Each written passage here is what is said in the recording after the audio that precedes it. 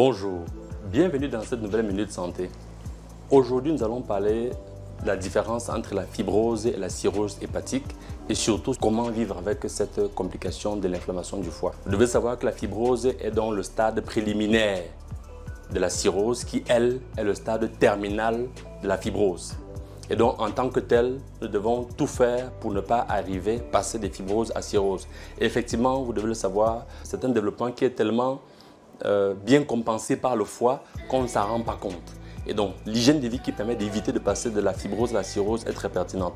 Et même quand on est au stade de cirrhose, il y a effectivement encore des choses que nous pouvons faire pour améliorer la qualité de vie et éviter des complications encore plus graves que sont le cancer du foie et l'insuffisance hépatique qui est le stade effectivement terminal. Et pour cela, nous devons effectivement arrêter, stopper la cause principale de cette fibrose. Si c'est une consommation d'alcool, il faut l'éliminer. Si c'est une mauvaise alimentation, il faut corriger. Si c'est la présence d'un virus, il faut commencer à l'attaquer. Si c'est des toxines ou des médicaments ou encore la présence du fer, il faut commencer à éliminer. Et quand on parle de fer, vous devez savoir qu'on a des chélateurs et on a des exsanguino-transfusions. Vous devez savoir qu'il y a des oligo-éléments ou des produits naturels comme les sels biliaires dont la consommation est de 750 à 1500 mg par jour va aider à réduire ou à décomposer les fibres qui sont installées au niveau du foie. Vous avez des super vitamines E qui sont une catégorie de vitamines E qu'on appelle le tocotriénol, à la différence des tocophérols, que sont les vitamines E.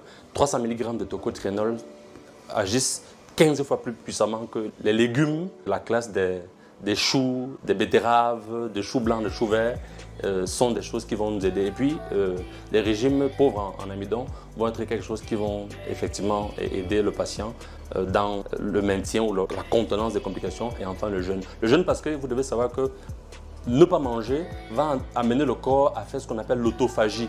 L'autophagie, c'est en effet la digestion des protéines dégradées par l'organisme. Et en tant que tel, en digérant ainsi les fibres de collagène qui sont au niveau du foie, on va ainsi relâcher la pression sur le tissu hépatique qui va mieux se sentir et récupérer quelques capacités de fonctionnement et améliorer la qualité de vie du patient. Parce qu'une fois de plus, vous devez le savoir, votre santé est votre premier capital.